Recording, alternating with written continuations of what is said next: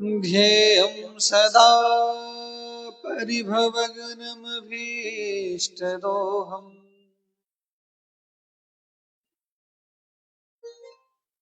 तीर्थास्पदं शिवविरञ्चिनुतं शरण्यम् भृत्यार्तिं प्रणतपालभवाब्धिभूतम् वन्दे महापुरुष ते चरणारविन्दम्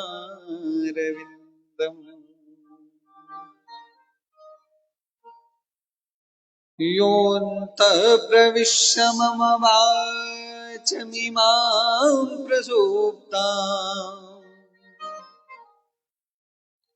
सञ्जीवयत्यखिलशक्तिधर स्वधाम्ना अन्याश्च हस्तचरणश्रवणत्वगादीन् प्राणान्नमो भगवते पुरुषाय तुभ्यम्।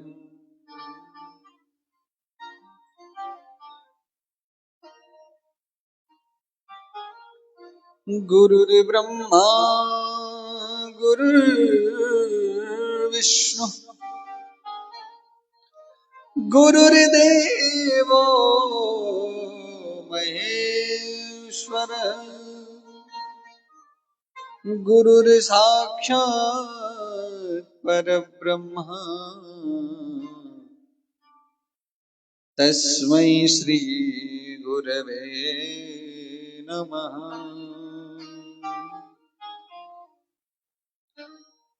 श्रीराम राम रघुनंदन राम राम श्रीराम राम भरताग्रज राम राम श्रीराम राम रणकर्कस राम राम श्रीराम राम शरणं भव राम राम। यत्र यत्र रघुनाथ कीर्तनम्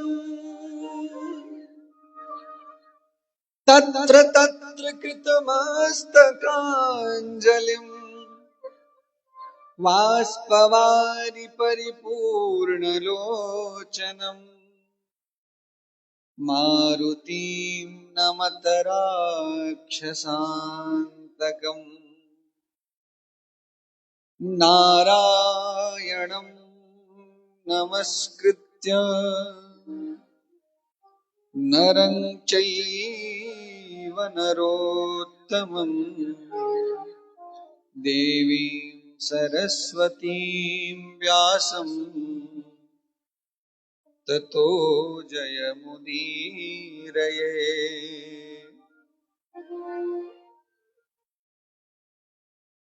वंशी विभूषितकरान्नवनीरदाभा पीताम्बरादरुणबिम्बफलाधरोष्ठा पूर्णेन्दुसुन्दरमुखादरविन्दनेत्रा कृष्णात् परं किमपि तत्त्वमहं न जाने।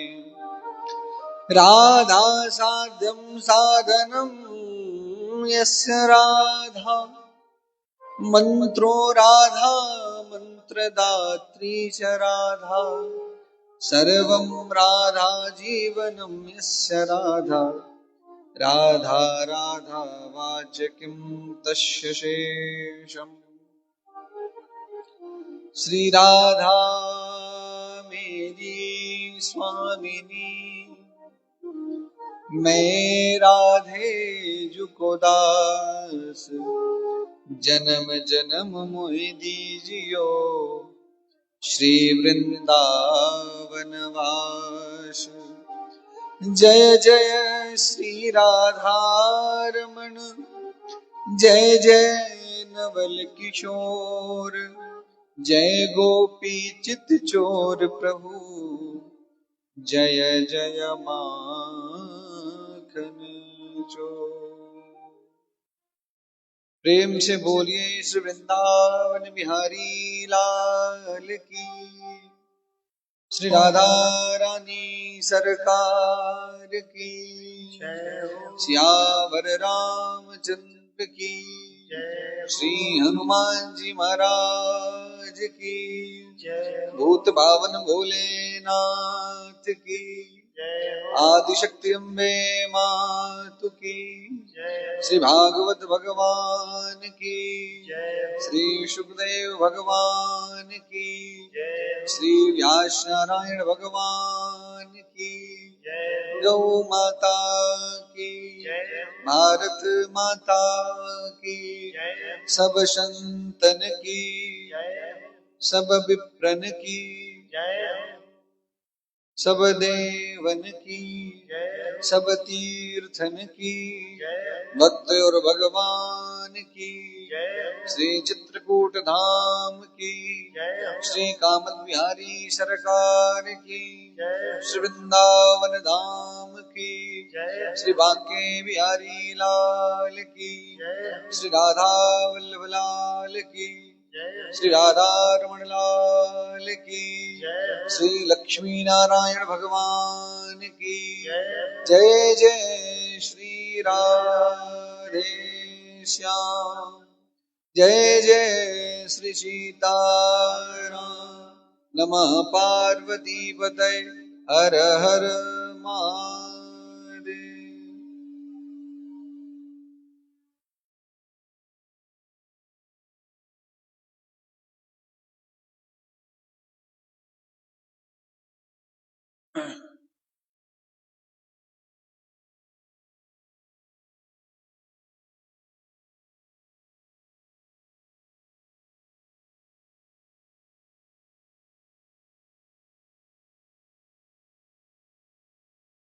हरिशरण।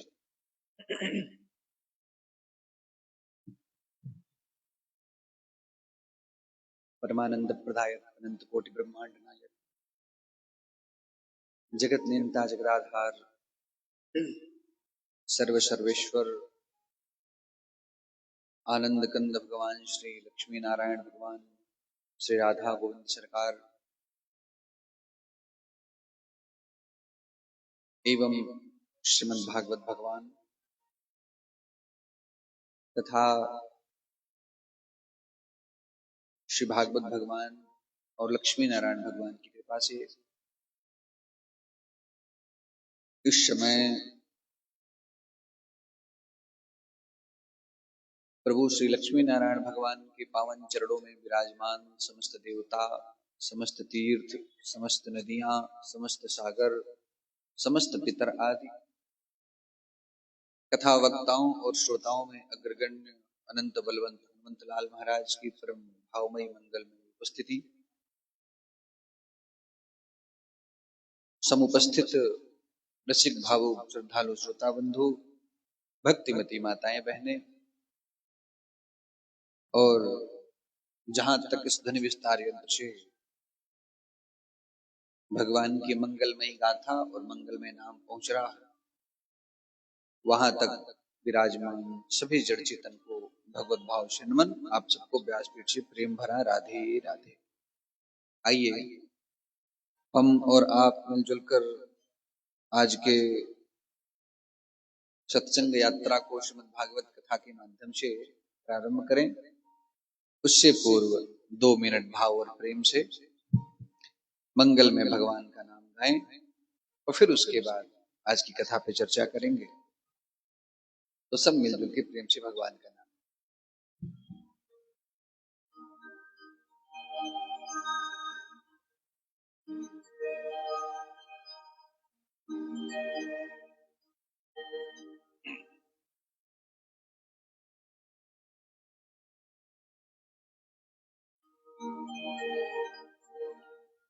राधा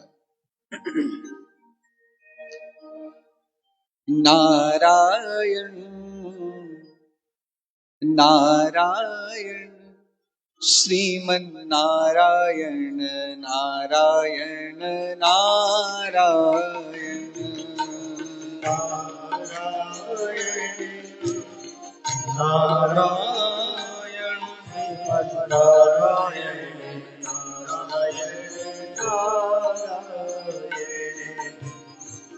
नारायण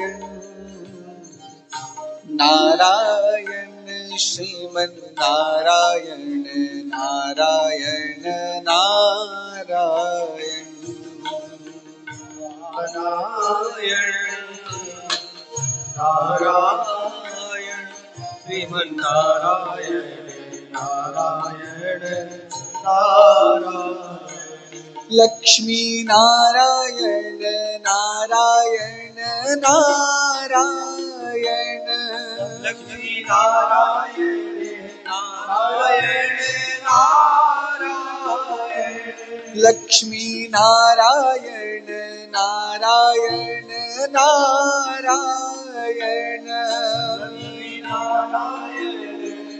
हरि बोल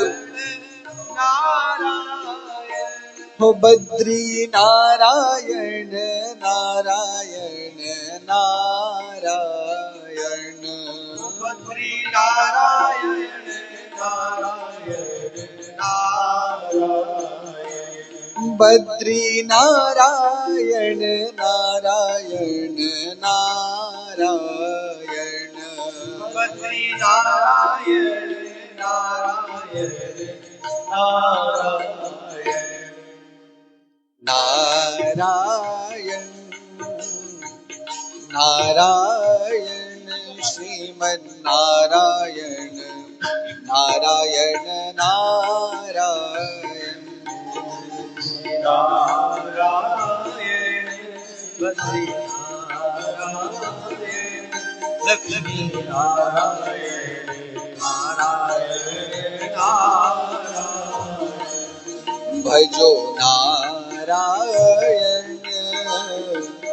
नारायण श्रीमन नारायण नारायण नारायण नारायण श्रीमन नारायण भजमन नारायण नारायण नारायण रुक्मणी नारायण नारायण नारायण नारायण नारायण नारायण रुक्मणी नारायण नारायण नारायण रुक्मणी नारायण नारायण नारायण तिरुपति नारायण नारायण नारायण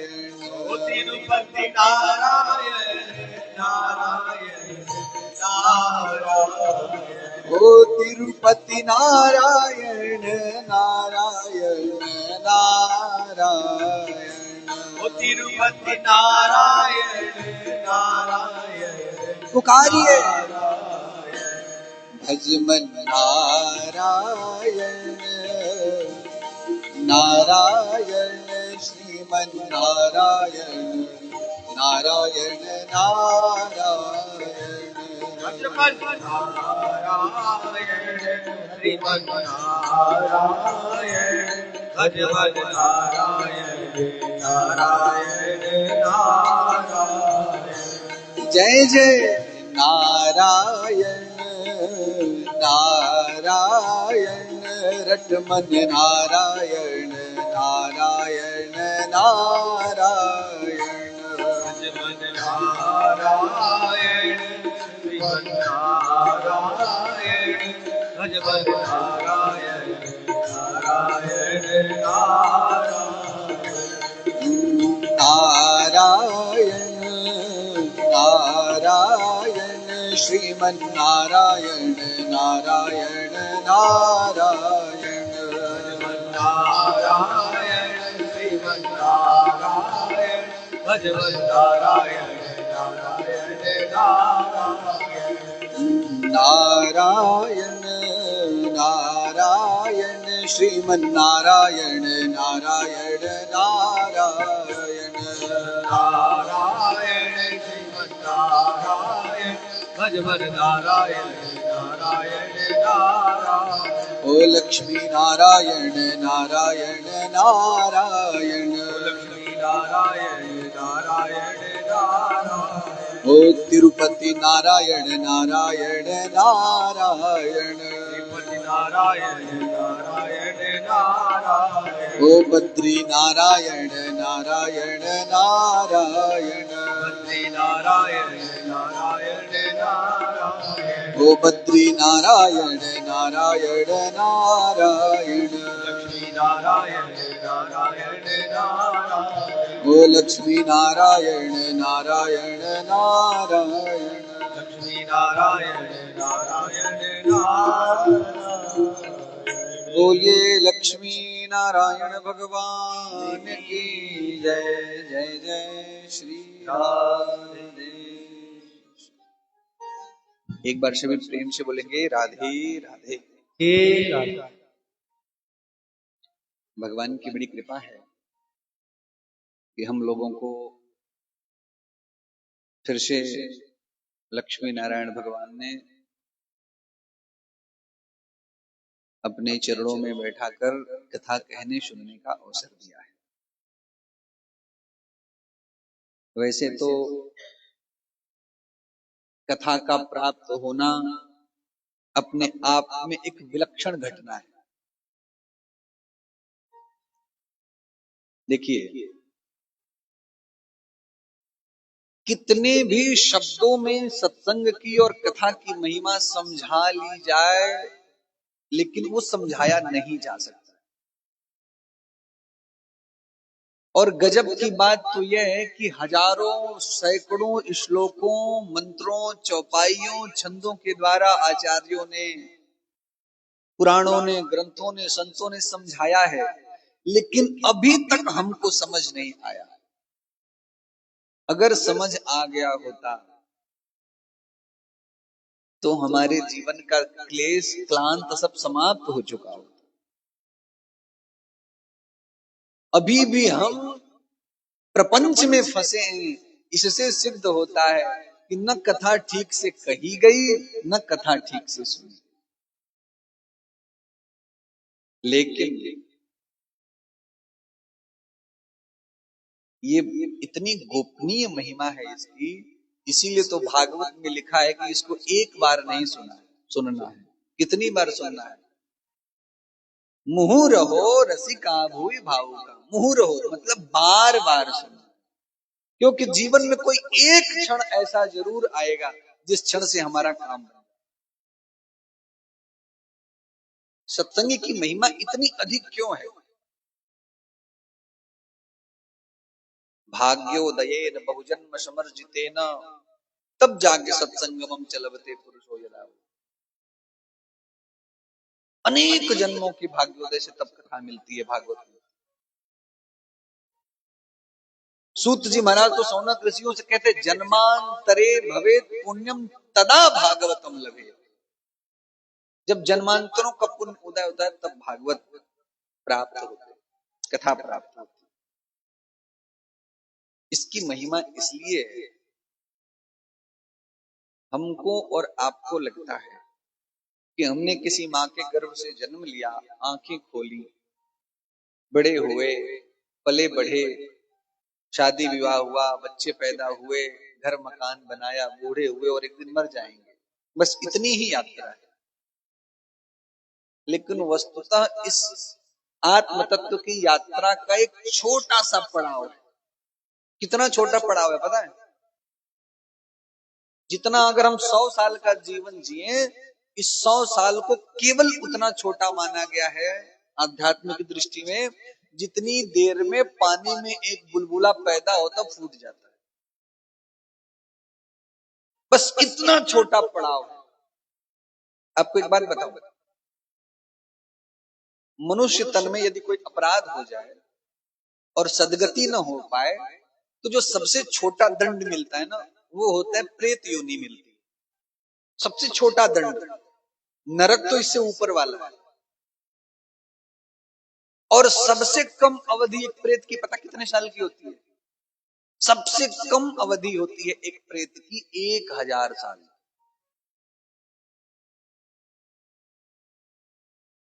अब आप कल्पना करो कि मानव जीवन का ये 100 वर्ष का जीवन हमारा पानी की बुलबुले से अधिक क्या है?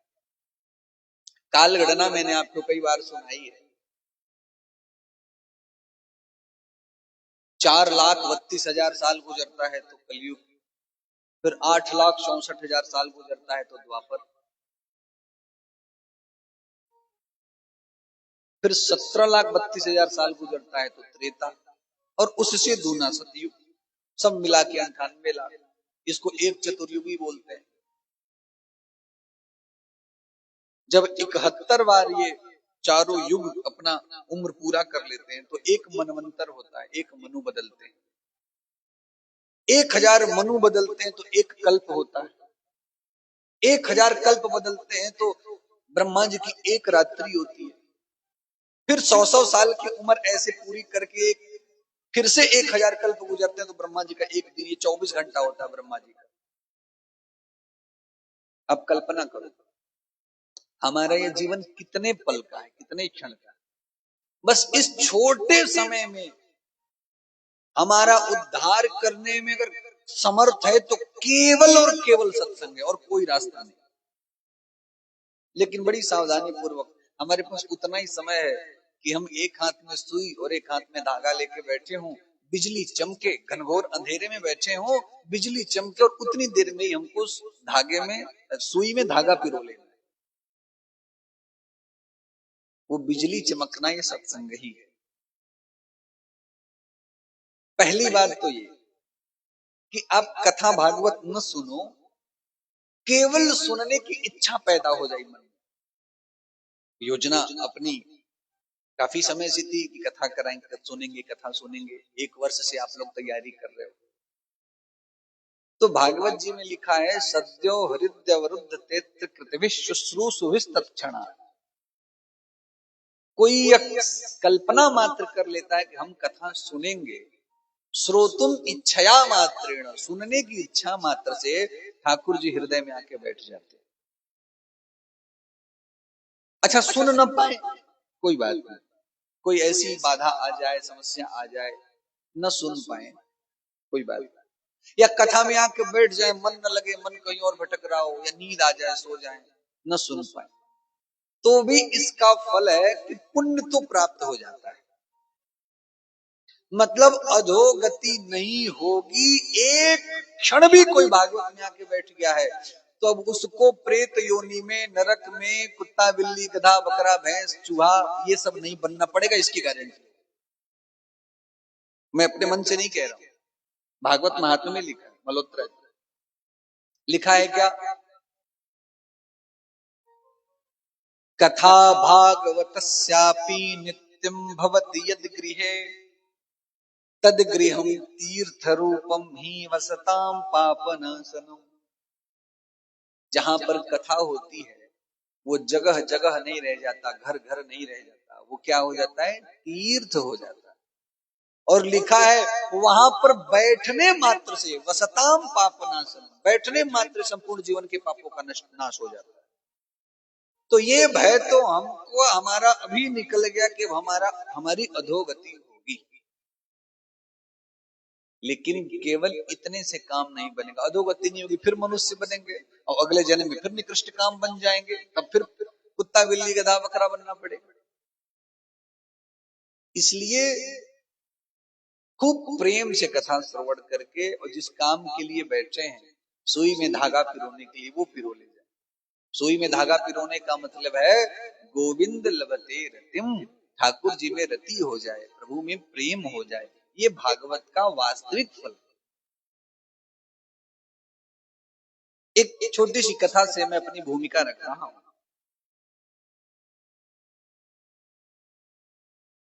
एक राजा था, उसकी 4 पत्नियां थी। सबसे छोटी पत्नी से बहुत अधिक प्रेम करता था, उससे कुछ कम उससे बड़ी वाली पत्नी से, थोड़ा बहुत ख्याल तीसरी पत्नी का भी रख लेता था। और जो सबसे बड़ी पत्नी थी उसका तो कभी हालचाल भी नहीं पूछता, कभी उसके पास जाता नहीं, उसके पास बैठता नहीं, उसका मुख भी नहीं देखता। मृत्यु का समय आया, यमराज आए लेने उसको, चल भाई तेरा समय पूरा हुआ। राजा घबराया, कि कहां जाऊंगा, ये सारा राजपाट, ये वैभव मैंने तैयार किया, अभी छोड़कर कहां जाऊं। यमराज बोले ये नियम है, सब कुछ छोड़ के जाना पड़ेगा। राजा ने कहा कुछ तो साथ ले जाने दो। नहीं नहीं, कुछ साथ नहीं जा सकता। अच्छा एक काम करो, मैं अपनी छोटी पत्नी से प्रेम करता हूं, उसको तो साथ ले चलो, उसके बिना मैं कैसे रहूंगा। यमराज ने कहा चल ठीक है, तुझे छूट देता हूं, किसी एक को अपने साथ ले चलने के लिए राजी कर ले, उसको ले चले। बड़ा खुश हुआ राजा, सबसे पहले भाग के गया छोटी पत्नी के पास, बोला देखो मेरी मृत्यु का समय आ गया, यमराज आए हैं, वो एक व्यक्ति साथ ले जाने की छूट दे रहे हैं, तुम मेरे साथ चलो, मैं तुम्हारे बिना रह नहीं सकता। वो छोटी वाली पत्नी बोली तुम कल मर रहे हो सो अभी मर जाओ, मुझे क्या लेना देना, मैं क्यों मरूं तुम्हारे साथ। भैया मृत्यु तो तुम्हारा, हम तो तुम्हारे जीवन के संगी थे, मृत्यु के संगी नहीं। एक शब्द में मना कर। बड़ा दुखी हुआ, बताओ जीवन भर में इससे इतना प्रेम करता रहा, इसके लिए जीता मरता रहा, वो ये ऐसा कह रही है। तो चलो ये नहीं तो दूसरी पत्नी चलेगी, दूसरी के पास गया, सब घटना बताई, तुम चलो मेरे साथ। दूसरी पत्नी बोली देखो जी, आप मर जाओगे, मैं तो दूसरे से शादी कर लूंगा, जाने वाले मैं क्यों जाऊं तुम्हारे साथ। और दुखी हो गया। फिर तीसरी के पास गया, जिसके पास कभी कभी हालचाल लेना जाता। तीसरी से कहा तो उसने कहा देखो मैं आपके लिए भागवत करा सकती हूँ, आपके लिए गया में श्राद्ध करा सकती हूँ, पिंडदान करा सकती हूँ, तर्पण करा सकती हूँ, श्राद्ध कर्म करा दूंगी, ब्राह्मणों का भोजन करवा दूंगी, दान उपदान करा दूंगी, तीर्थों में धर्मशाला बनवा दूंगी, कुएं बनवा दूंगी, प्याऊ लगवा दूंगी, लेकिन साथ तो मैं भी नहीं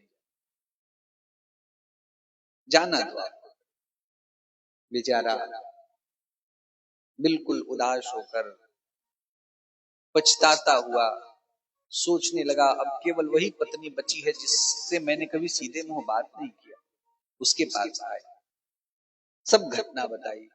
उस पत्नी ने कहा मैं तो आपके साथ चलने के लिए कब से प्रतीक्षा कर रही हूँ, लेकिन आपने मुझसे कभी पूछा ही नहीं। चलो चलो मैं आपके साथ चल। कहानी छोटी है, संदेश बहुत अच्छा है। हम सब की चार पत्नियां हैं, हम सब के चार पति अथवा चार पत्नियां। सबसे पहली पत्नी है जिसको हम सबसे अधिक प्रेम करते हैं, वो है शरीर। इस शरीर से अधिक प्रेम हम किसी से नहीं करते। इस शरीर में थोड़ी सी खरोंच भी लग जाए तो व्याकुल हो जाते हैं। लोग कितने परेशान हो जाते हैं, किसी का बाल झड़ने लगे, वो बेचारा दिन भर परेशान है, मेरे सारे बाल गिर रहे हैं। एक एक एक, एक जगह तो कथा करने गए, एक बच्ची हम लोग की सेवा करती थी, वो रो रही थी। मैं अपने पूछा बहन रो क्यों रही हो। कहने लगी 6 महीने से नाखून बढ़ाया था मैंने, बर्तन धो रही थी टूट गया, इसलिए रो रही। सबसे अधिक प्रेम हम अपने शरीर को करते, लेकिन सबसे पहले कोई साथ छोड़ेगा तो ये शरीर ही साथ छोड़ेगा। ये तो कह देगी तुम कल मर रहे हो तो आज मर जाओ, हम क्यों जाए साथ, ये साथ जाने वाले। फिर दूसरी पत्नी है जिससे थोड़ा कम प्रेम करते हैं, वो है हमारी संपत्ति, हमारा घर मकान दुकान व्यापार संसाधन।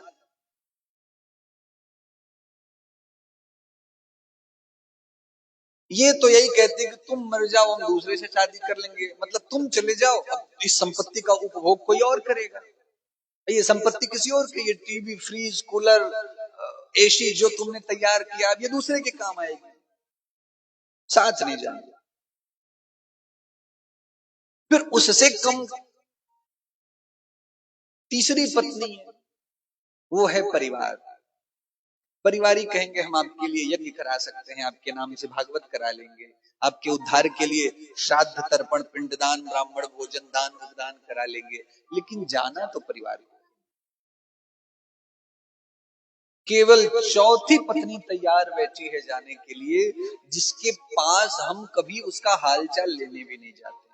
वो है आध्यात्म, वो है हमारा धर्म, वो है भगवत प्रेम, वो है भगवान का नाम, भगवान की कथा, भगवान की लीला, भगवान का धाम। हम सबसे कम यदि ख्याल रखते हैं तो इसी का रखते हैं, और जाने वाली है ये साथ।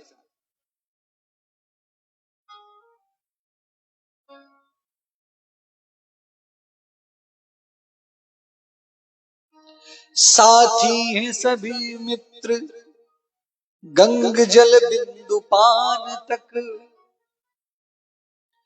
अर्धांगिनी बढ़ेगी तो केवल मकान तक, रिश्तेदार सब चलेंगे तो बस स्मशान तक, बेटा भी हक निभाएगा तो अग्निदान तक, उससे तो आगे भजन ही है साथी, भजन के बिना नर अकेला रहेगा, उसके तो आगे भजन ही है साथी, भजन के बिना नर अकेला रहेगा। रे मन ये 2 दिन का मेला रहेगा, कायम न जग का झमेला रहेगा। रे मन ये 2 दिन का मेला रहेगा, कायम न जग का झमेला रहेगा। रे मन ये 2 दिन का मेला रहेगा, कायम न जग का झमेला रहेगा। रे मन ये 2 दिन का मेला रहेगा, कायम न जग का झमेला रहेगा। इसलिए भैया थोड़ा शरीर पे कम महंगे कपड़े हैं चल जाएगा, घर में संसाधन कम हो चल जाएगा, लेकिन आध्यात्म नहीं गड़बड़ होना चाहिए। इसलिए उस एक वस्तु को संभालने की प्रक्रिया का नाम है श्रीमद् भागवत। भागवत श्रोता को सबसे पहले तो यह समझ लेना चाहिए, इस बात की आवश्यकता अंदर अनुभूत होनी चाहिए कि संसार चक्र में हम फंसे हैं और हमको इस संसार चक्र से छूटना है। बहुत ध्यान से समझिएगा। बहुत सारे लोगों से मैं मिला हूं और उनको तो लगता नहीं महाराज हमें क्यों जाना, हम तो यही ठीक, हम तो चाहते हैं बार बार जन्म लें और बढ़िया जीवन है। ठीक बात है, जीवन आपका अच्छा हो सकता है, यद्यपि संसार को दुखालय कहा गया है, लेकिन चलो उसमें आदत पड़ जाती है, बंधन में रहने की भी आदत हो जाती है। हाथी के बच्चे को ना जब छोटा रहता है तो पैर में जंजीर बांध दी जाती है, और वो बड़ा होता है तो भी उसी पतली सी जंजीर में बंधा रहता है, क्योंकि उसको आदत पड़ चुकी होती है। ऐसे हमको भी बंधन में रहने की आदत है। लोग कहते हैं कि क्यों संसार चक्र से छोड़ना है, हम तो बार बार आए। ठीक है, लेकिन इस बात की गारंटी कौन लेगा कि फिर से मनुष्य बन के ही आओगे? इस बात की गारंटी कैसे मिलेगी? बहुत कठिन है, मनुष्य तन दोबारा पा लेना बहुत कठिन है। कब हुई कि कर करुणा नर देही, देत राम बिनु हेत सने। भगवान कभी करुणा करते हैं। देखो नियम तो यह है कि एक बार मनुष्य का तन छूटा और अंत समय में भगवान नहीं याद आए तो फिर 84 लाख जन्म लो और फिर नंबर आएगा मनुष्य शरीर का। लेकिन भगवान कभी कभी कृपा कर देते हैं, 10, 20, 50 हजार 2000 जन्म ही हुए रहते हैं, भगवान को दया आ जाती है, कहते हैं चलो एक मौका इसको और दे दो, फिर मनुष्य बना देते हैं। इसलिए पहली बात तो ये कि हमें इस बात का भान होना चाहिए, आवश्यकता समझ में आनी चाहिए कि संसार चक्र से हमें छूटना है। भाई कोई भी डॉक्टर तभी मरीज का इलाज कर सकता है जब मरीज स्वयं को रोगी माने। कि हाँ मुझे रोग है। अगर मरीज अपना रोग माने नहीं तो डॉक्टर इलाज कैसे करे? इसी भवचक्र से, संस्कृति चक्र से विमुक्ति के साधन का सर्वोत्तम नाम है श्रीमद् भागवत। इस कलयुग में भागवत से अधिक सर्वोत्तम साधन कोई और नहीं। भागवत अर्थात भगवान की कथा। उस भगवत कृपा से हम लोगों को भगवान की लीला में 7 दिनों तक ओतप्रोत होने का सुनहरा अवसर प्राप्त हुआ है और हम लोग खूब 7 दिन तक आनंद पूर्वक भगवान की और अपने जीवन को आध्यात्म के पथ पर बढ़ाने का संपूर्ण प्रयास करेंगे। पहले दिन की जो कथा होती है उसको भागवत महात्म्य कहा जाता है। महात्म्य का अर्थ होता है महिमा। क्यों सुने, क्यों कहें, क्या महत्व है इसका, इसी विषय पे चर्चा होती है, उसको महात्म्य कहा जाता है। 6 अध्यायों में यह कथा है। महात्म्य की कथा पद्म पुराण और स्कंद पुराण से ली गई। प्रथम श्लोक है श्रीमद् भागवत जी का, कई लोगों को याद भी होगा, बड़ा सुंदर श्लोक है। सच्चिदानंद रूपाय विश्वोत्पत्त्यादि हेतवे तापत्रय विनाशाय श्री कृष्णाय वयं नमः। बहुत सुंदर श्लोक। महात्मा में भगवान का नाम, भगवान का काम और भगवान का धाम तीनों बताया गया। भगवान का एक नाम है, बड़ा सुंदर नाम है, सच्चिदानंद। इसमें 3 शब्द हैं। सत्य, चित और आनंद की संधि से सच्चिदानंद बना। सत्य की व्याख्या हमने पूर्व में आप लोगों के सामने की है। भगवान को महात्मा में भी सत्य कहा गया है और प्रथम स्कंद के प्रथम श्लोक में भी सत्यम परम धीमहि कह के प्रणाम किया गया। सत्य की वैसे तो बहुत सारी खूबियां हैं। सत्य की एक खूबी है कि सत्य को याद नहीं रखना पड़ता। झूठ अगर बोलोगे तो याद रखना पड़ेगा कि मैंने कहा क्या था। सत्य को नहीं रखना पड़ता। सत्य की एक और खासियत है, सत्य के लिए आपको भाव पैदा करने की जरूरत नहीं है। भक्ति के अन्य साधनों में भाव की आवश्यकता है, सत्य के लिए भाव की आवश्यकता भी नहीं है। सत्य कहते किसको है? एक बहुत सुंदर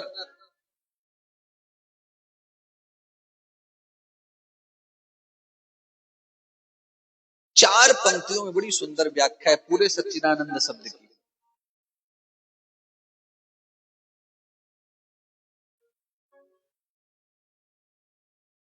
सच्चिदानंद है क्या?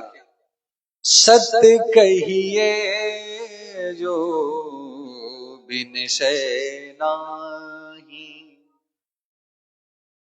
सत्य क्या है? जिसका कभी विनाश नहीं होता, वो सत्य है। चित्त चैतन्य सकल घट माही, आनंद घट घट करे आनंदा, ताको नाम सच्चिदानंदा। इन 2 पंक्तियों में सच्चिदानंद की बड़ी सुंदर व्याख्या। सत्य कहिए जो विनिशय नाही, जिसका किसी काल में विनाश नहीं होता, वही सत्य है।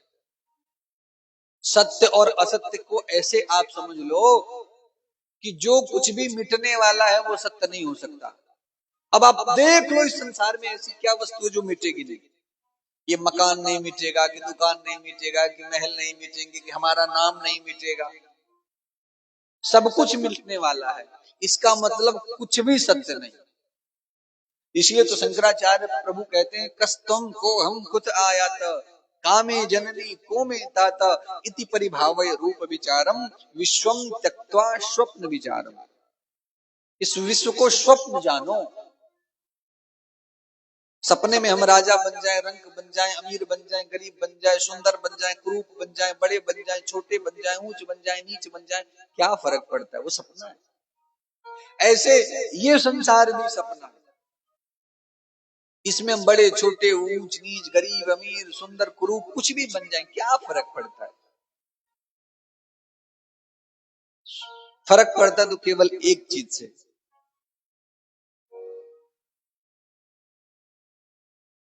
उमा कहूं मैं अनुभव अपना, सत हरि भजन जगत सब सपना।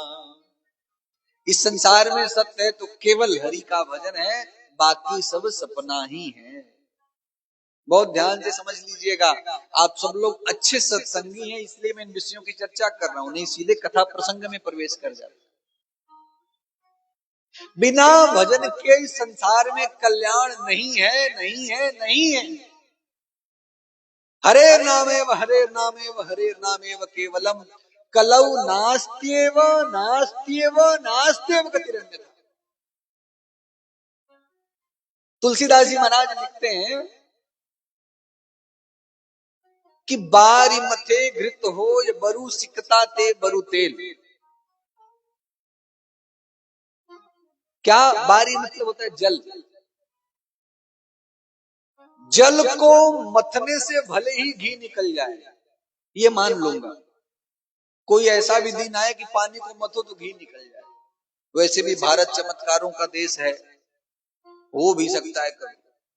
यहाँ तो गोलगप्पा खाने में कृपा रुकी रहती है, गोलगप्पा खाने से कृपा आनी शुरू हो जाती है।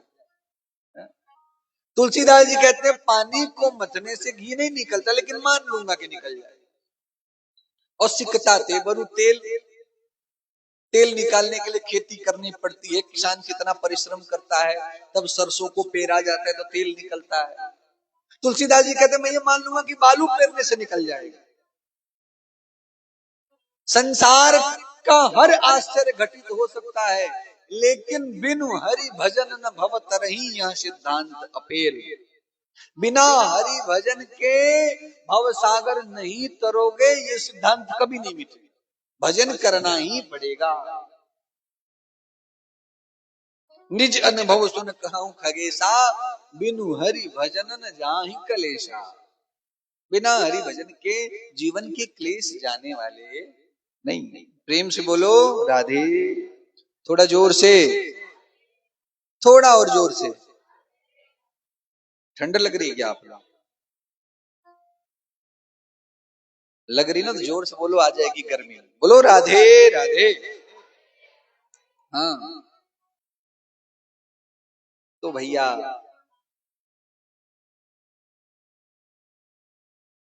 सत्य केवल हरि का भजन है, बाकी सब सपना जानकर जीना चाहिए।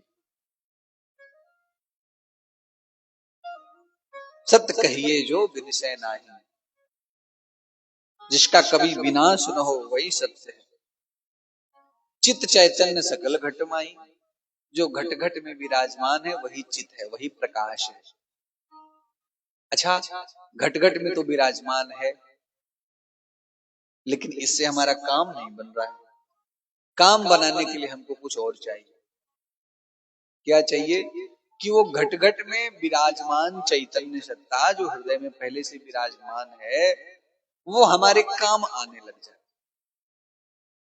देखो भाई, तार में बिजली दौड़ रही हो तो खूब दौड़ती रहे, हमारे किस काम की? हमारे काम की तो तब होगी ना जब वो बल्ब से, पंखे से जुड़ जाए और हमारे लिए प्रकाश करने लगे, हवा देने लगे।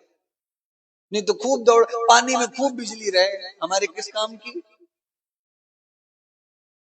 चित्त चैतन्य सकल घटमाई है तो, लेकिन हमारे काम कैसे आएगा? तो वो काम आने की प्रक्रिया भी आध्यात्म है, भागवत है, कथा।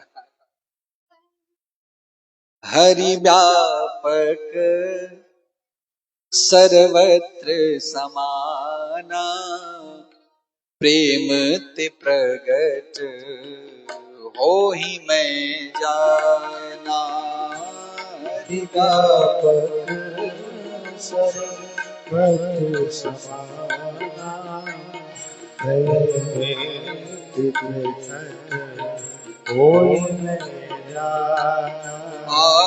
हरि व्यापक सर्वत्र समाना, प्रेम ते प्रगट होहि मैं जाना। हरि व्यापक सर्वत्र समाना, प्रेम ते प्रगट होहि। क्योंकि राम ही केवल प्रेम पियारा, राम ही केवल प्रेम पियारा, राम ही केवल प्रेम पियारा, राम ही केवल प्रेम पियारा। जान ले सो जान निहारा, जान ले सो जान निहारा। हरि व्यापक सर्वत्र समाना, हरि व्यापक सर्वत्र समाना, प्रेम ते प्रगट होहि मैं जाना। प्रेम ते प्रगट होहि मैं जाना। हरि व्यापक है, सर्वत्र है और समान है, लेकिन हमारा काम कैसे बने? बोले प्रेम ते प्रकट। जब प्रकट हो जाए, प्रकट करने का साधन है प्रेम, तो हमारे काम आ जाए।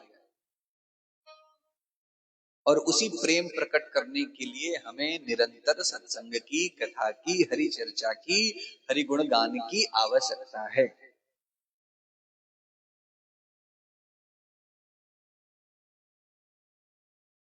तो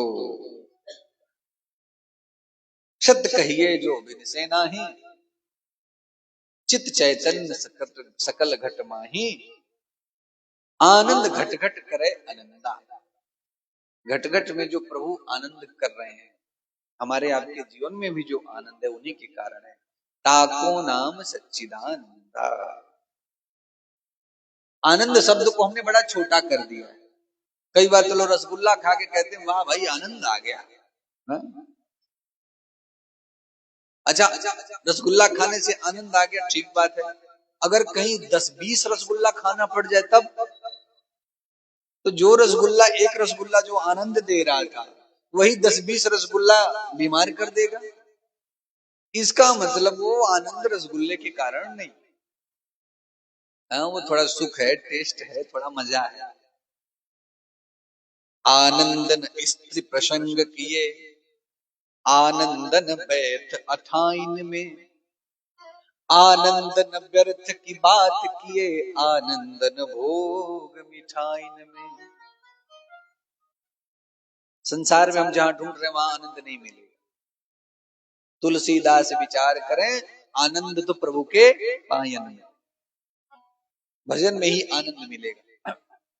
अब देखो क्या है ना कि बार बार सत्संग में भजन की महिमा गाई जाती है और हमें भजन का स्वाद नहीं मिलता। ठीक बात है, ये नियम है कि 4 चरणों में भजन का आनंद प्रारंभ होता है। पहले इतना अधिक भगवान नाम लिया जाए, इतना अधिक भगवान का नाम लिया जाए कि नाम लेते लेते लेते लेते एक ऐसा समय आए कि बिना प्रयास के ही नाम चलने लगे। ये पहला स्तर है। पहला स्तर है तो जबरदस्ती केवल सुबह से शाम तक जबरदस्ती माला लेके, काउंटर लेके या चलते फिरते, कुछ लोगों को श्वास पे लेने का अभ्यास होता है, अभ्यास बनाओ। और जब करते करते कंठ में, मध्यमा वाणी में आ जाएगा भजन, मध्यमा से फिर परा वाणी में, और परा से फिर पश्चंती वाणी में, जब बिना प्रयास के भजन होने लग जाता है, तब स्वाद मिलना शुरू हो जाता है। और एक बार स्वाद आना शुरू हो गया तो आप भजन छोड़ना भी चाहोगे तो छूटेगा नहीं। तब तो ठाकुर जी से यही मनाओगे कि प्रभु बार बार हम जन्म ले, बार बार आपका भजन करें। हाँ,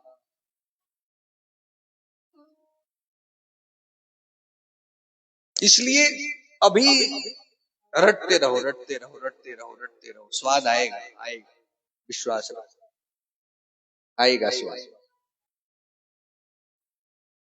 सच्चिदानंद की व्याख्या, श्री कृष्ण को प्रणाम किया, दूसरे श्लोक में सुखदेव भगवान को प्रणाम किया, तीसरे श्लोक से कथा प्रारंभ हो रही। अभी पंजाब आने से पहले मैं जहां कथा कर रहा था नैमिषारण्य में, वहीं नैमिषारण्य के पावन तीर्थ में शौनक आदि 88,000 ऋषि बैठे हुए हैं और उन्हीं के मध्य 16 वर्ष के नवयुवक सुखदेव भगवान के शिष्य सूत जी महाराज का आगमन। बोलिए सूत जी महाराज की जय। सूत जी महाराज को देखकर सब ऋषियों ने उनका पूजन वंदन किया है और उनको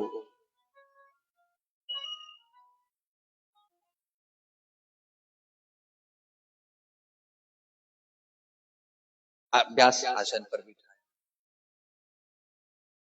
प्रश्न किया, हे गुरुदेव एक बात बताइए, कृष्ण प्राप्ति कर्म शाश्वत साधनम तत्वदाधुना, कृष्ण को प्राप्त करने का सरल साधन क्या है?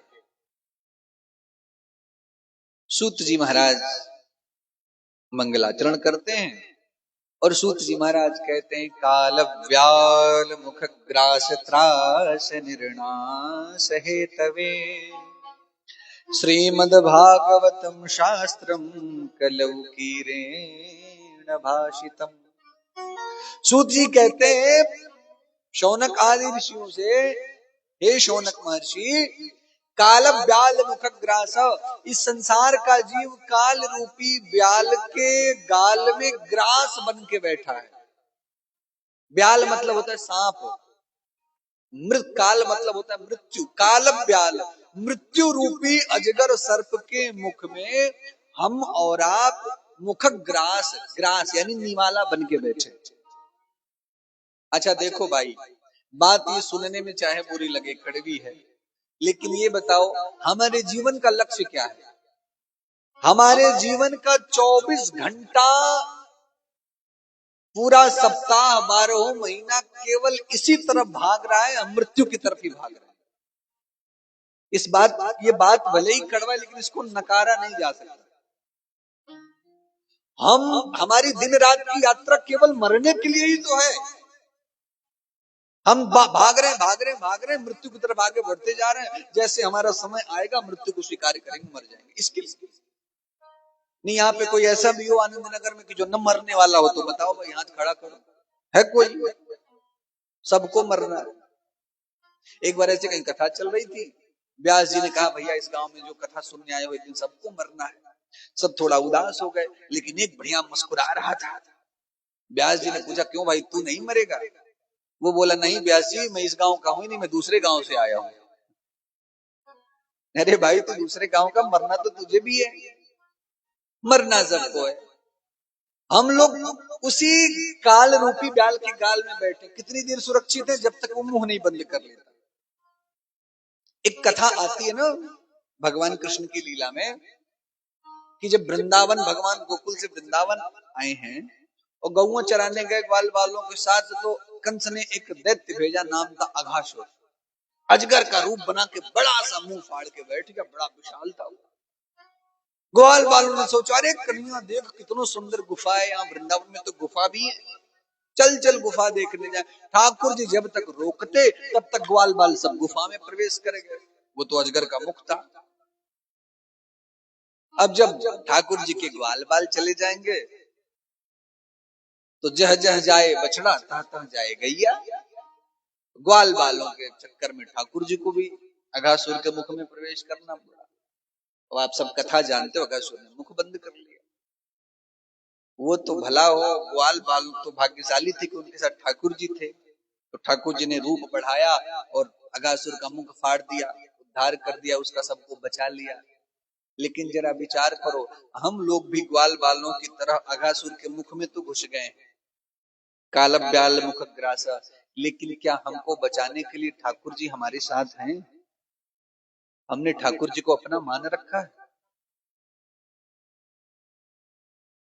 कहने को तो सब लोग कहते हैं मेरे तो गिरधर को, सब कहते हैं, लेकिन क्या अंदर से संबंध हमने स्वीकार कर लिया है? अगर स्वीकार कर लिया है तो निश्चिंत रहो, उस अघासुर के मुख के ग्रास से, उस मृत्यु से ठाकुर जी बचा ले जाएंगे। लेकिन यदि संबंध नहीं बना है भैया, तो उसी संबंध निर्माण के लिए ही ये कथा हो रही है कि उनके साथ वो रिश्ता बन जाए।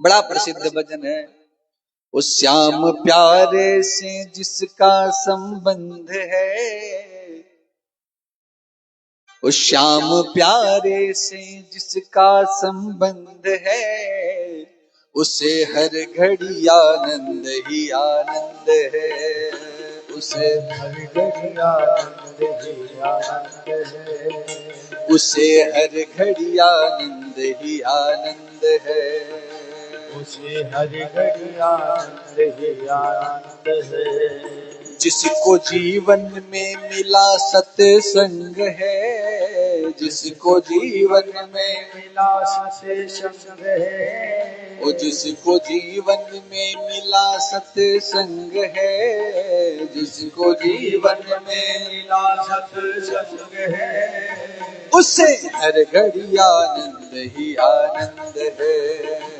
उसे हर घड़ी आनंद ही आनंद है, अरे उसे हर घड़ी आनंद ही आनंद है, उसे हर घड़ी आनंद ही आनंद। जय हो।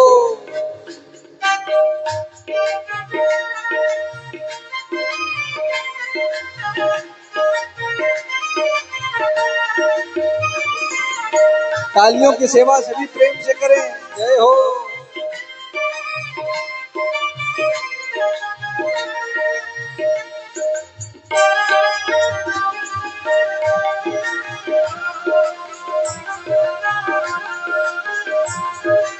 श्री राधे।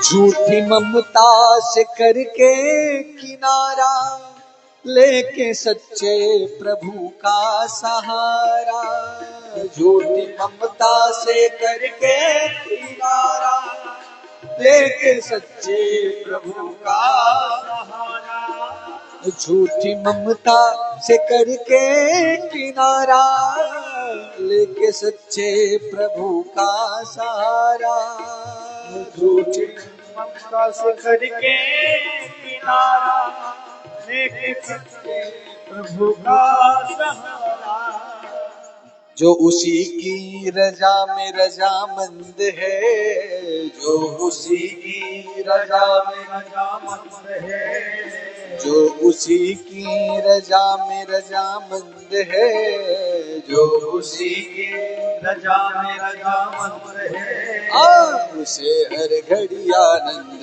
ही आनंद है, उसे हर घड़ी आनंद ही आनंद है, उसे हर घड़ी आनंद ही आनंद है, उसे हर घड़ी आनंद ही आनंद है, उस श्याम प्यारे से जिसका संबंध है, श्याम प्यारे से जिसका संबंध है, श्याम प्यारे से जिसका संबंध है, श्याम प्यारे से जिसका संबंध है, उसे हर घड़ी आनंद ही आनंद है, उसे हर घड़ी आनंद ही आनंद। बोलिए सच्चिदानंद भगवान की जय।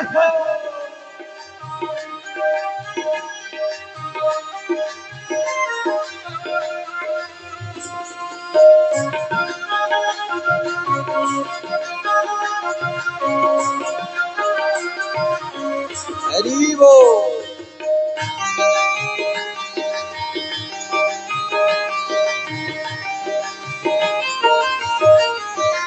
जय हो।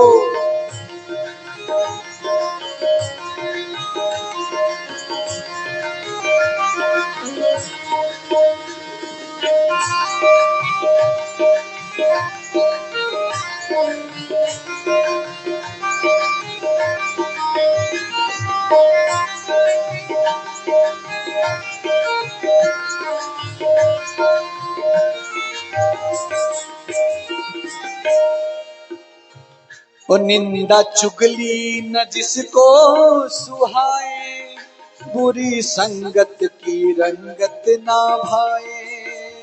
निंदा चुगली न जिसको सुहाए, बुरी संगत की रंगत ना भाए। निंदा चुगली न जिसको सुहाए, बुरी संगत की रंगत ना भाए। निंदा चुगली ना जिसको सुहाए, बुरी संगत की रंगत। और जिसको सत्संग हरदम पसंद है, जिसको सत्संग हरदम पसंद है, जिसको सत्संग हरदम पसंद है, जिसको सत्संग हरदम पसंद है, उसे हर घड़ी आनंद ही आनंद है। उसे हर घड़ी आनंद ही आनंद है। उसे हर घड़ी आनंद ही आनंद है।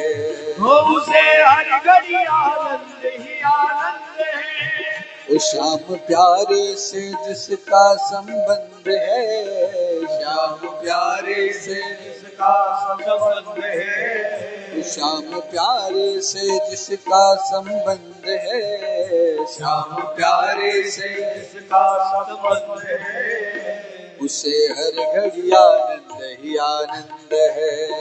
उसे हर घड़ी आनंद ही आनंद। बोलो भक्तवत्सल भगवान की जय हो।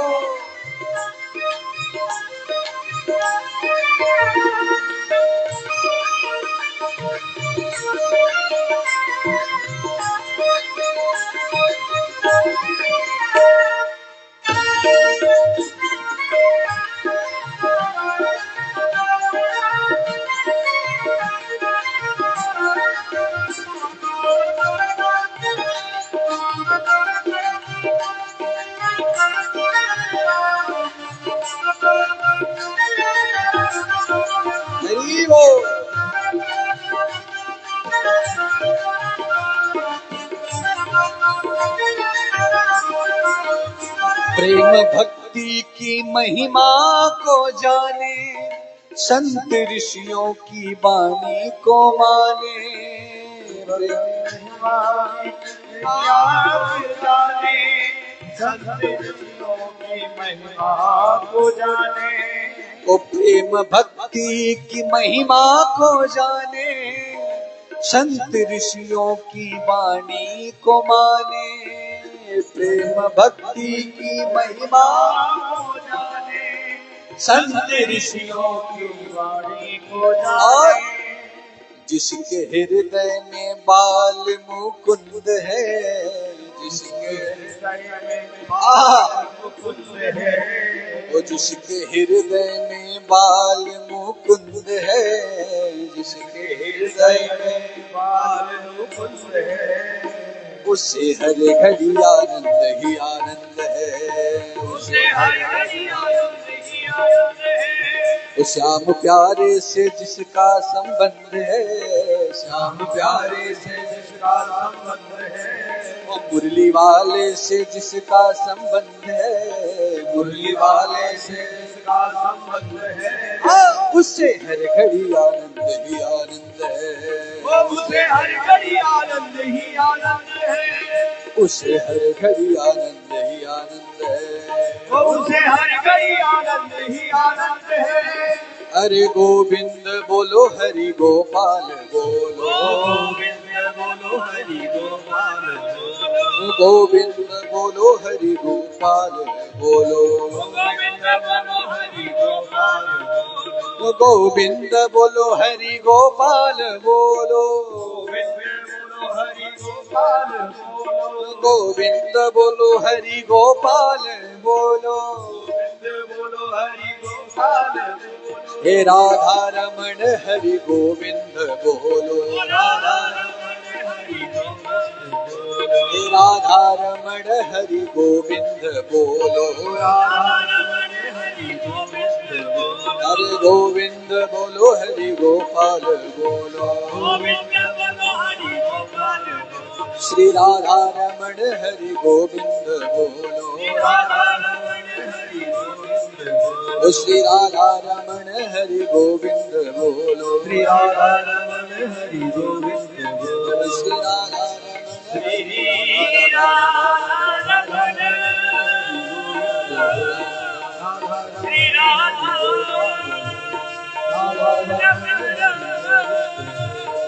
हरि गोविंद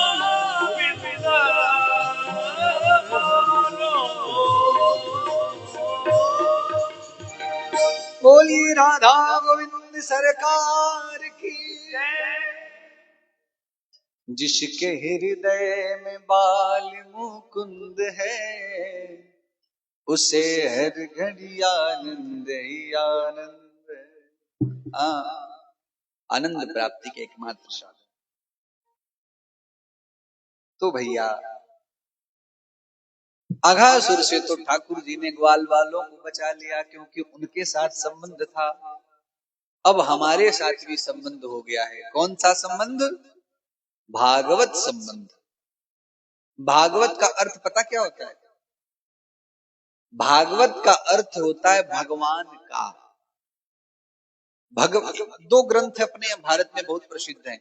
एक है भगवत गीता और दूसरा है भागवत महापुराण।